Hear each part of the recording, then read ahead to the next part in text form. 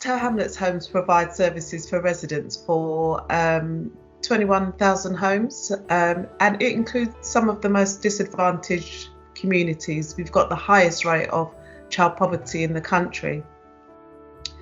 Back in 2018, we worked with the Domestic Abuse Housing Alliance to deliver lunchtime talks to staff. Over 150 people attended, and really that was the start of a wider exercise that we've undertaken to engage staff to identify where they actually felt less able to help vulnerable residents. Staff told us that they didn't feel well equipped to support residents, and half of the workforce said that they really didn't know enough or anything about domestic abuse services that we provide.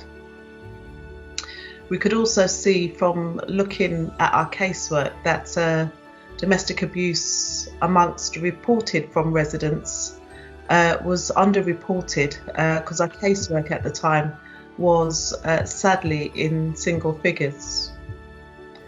So we needed to run a campaign that engaged staff from all levels of the organisation, and also empowering staff to be able to spot the signs to benefit residents and staff alike.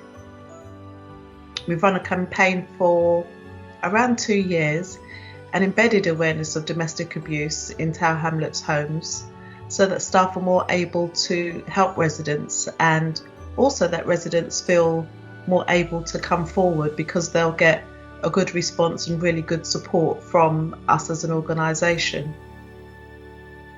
Work has also been completed to make sure that we have the right reporting mechanisms in place so that our staff, including caretakers and contractors, can really easily report signs of domestic abuse, so that we have a record of those reports and can follow up with our housing officers and partners to support survivors. We've got case management panels and case audits to ensure that staff and residents get the right support and referrals to our partners.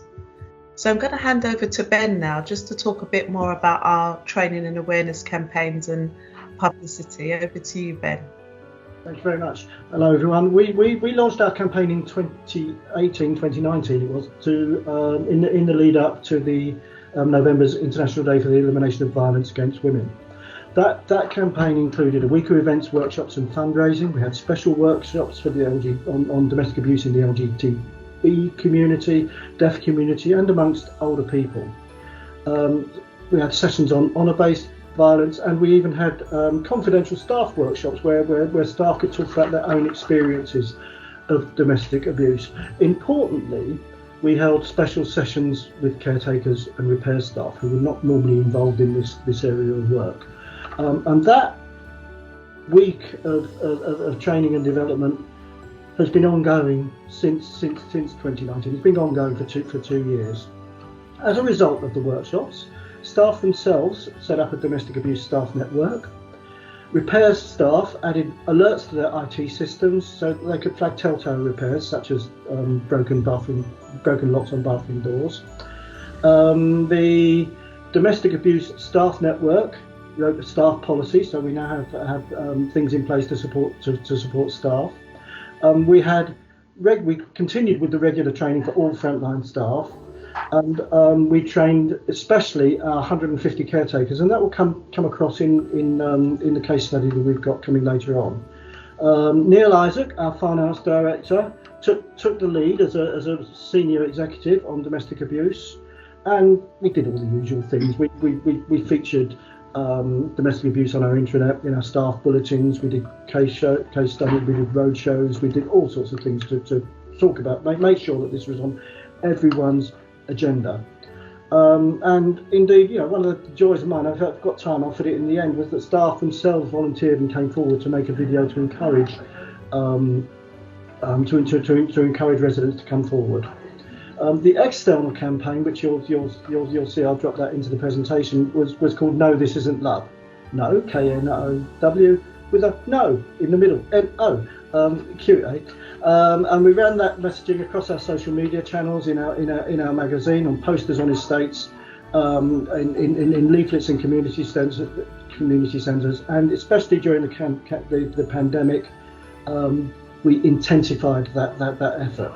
Now, what did the evaluation show? The evaluation showed that 85% of staff are now aware of the provision of services for cases of domestic abuse. That was 50% 2 years ago.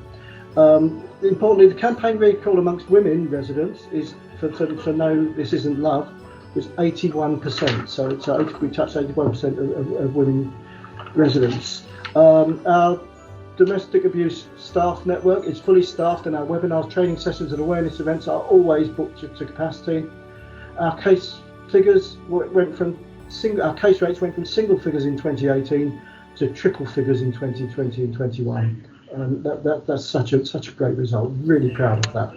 And talking of pride, I'm so proud of Linda, who's got a case that she's going to talk to you about now. Linda. So one of my cases involved a woman who came forward as a result of the campaign, and she had been experiencing domestic abuse for many years. She was being verbally and physically and emotionally abused by her partner, who was controlling and also particularly about the finance. Her caretaker reported that she was always scared and in tears. And despite this, she was reluctant to engage with us and didn't want to lose the safety of her home and neighbours she'd known for so long. She was so scared of her partner that she would sleep on the living room couch in fear of what kind of mood he will be when he returned home.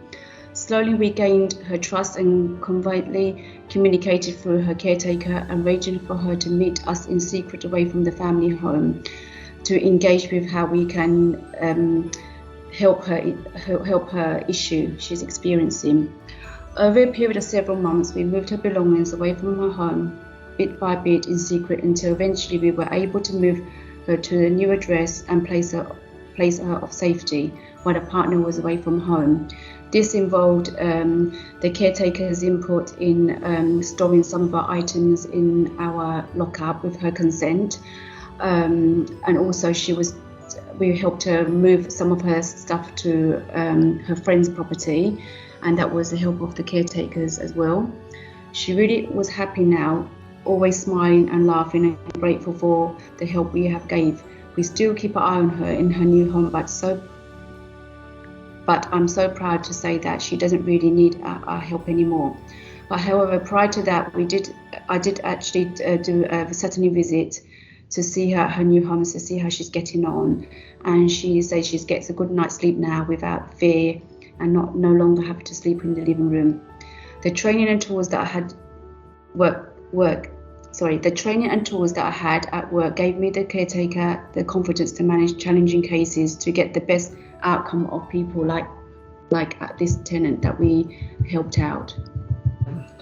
Thank you, Linda. That was a really moving case study, and congratulations on that work, and congratulations to the caretaker.